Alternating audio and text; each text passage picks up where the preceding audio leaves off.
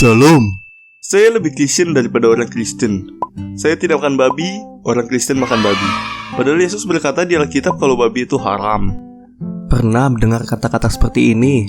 Meyakinkan sekali ya sepertinya. Tapi sepertinya orang ini hanya asal ngomong saja. Coba kita cek apa perkataan Yesus tentang makanan haram di dalam Alkitab. Coba kita baca di Matius 15 ayat 11. Dengar dan camkanlah, bukan yang masuk ke dalam mulut yang menajiskan orang, melainkan yang keluar dari mulut, itulah yang menajiskan orang. Lebih jauh lagi, kita juga dapat melihat penjelasannya di Matius 15 ayat 17-19. Tidak tahukah kamu bahwa segala sesuatu yang masuk ke dalam mulut, turun ke dalam perut, lalu dibuang di jamban? Tetapi apa yang keluar dari mulut, berasal dari hati, dan itulah yang menajiskan orang. Karena dari hati timbul segala pikiran jahat, pembunuhan, perzinahan, percabulan, pencurian, sumpah palsu, dan hujat. Jelas sekali kan? Dari perkataan Yesus, makan babi tidak akan menajiskan kita. Namun berkata, dasar babi, pada orang lain, itulah yang menajiskan orang. Kita najis bukan karena apa yang kita makan, tetapi apa yang kita ucapkan. Karena apa yang kita ucapkan dapat melukai hati orang lain. Pasti ada yang bertanya, bukankah di hukum Taurat ada larangan makan babi ya? Ya, benar sekali, dalam hukum Taurat, tepatnya di Imamat 11 dan Ulangan 14 ayat 3-21, terdapat makanan yang memang diharamkan, termasuk babi. Tetapi Tuhan Yesus sudah datang dan menggenapkan hukum Taurat ini. Hukum Taurat adalah bayang-bayang dari keselamatan yang akan datang dan wujudnya adalah Tuhan Yesus. Tuhan Yesus tidak pernah membatalkan hukum Taurat, melainkan menggenapinya. Darah Yesus yang tercurah di kayu salib sudah menggenapi hukum Taurat. Menggenapi di sini dalam bahasa aslinya, tidak ada padanan kata yang benar-benar tepat jika diartikan ke dalam bahasa Indonesia.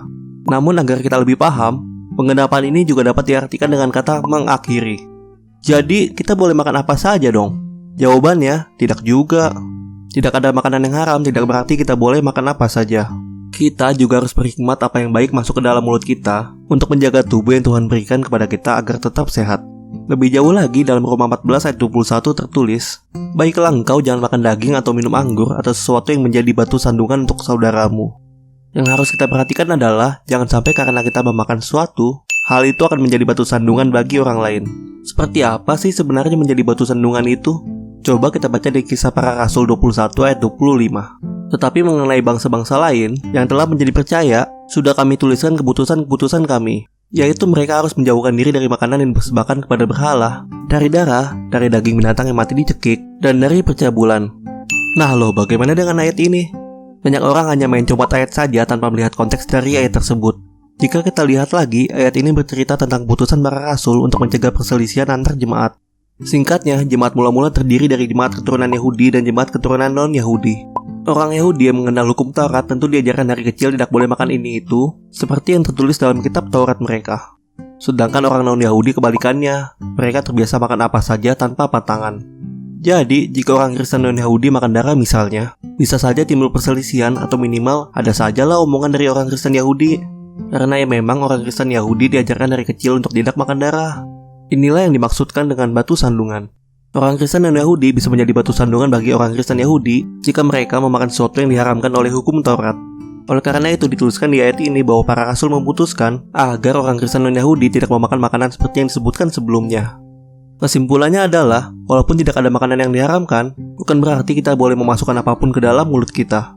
Kita juga harus berhikmat apa yang boleh kita makan dan apa yang tidak boleh kita makan. Kita harus menjaga tubuh yang diberikan Tuhan agar tetap sehat, dan kita juga harus berusaha agar tidak menjadi batu sandungan bagi orang lain. Terima kasih untuk yang sudah menonton video kita sampai habis. Seperti biasa, jika ada pertanyaan silakan hubungi saya lewat line Tanya Alkitab. Jangan lupa klik like, subscribe, dan bagikan video ini ke teman-teman kamu agar lebih banyak lagi yang mengetahui tentang kebenaran ini. Tuhan Yesus memberkati. Bingung? Tanya Alkitab aja.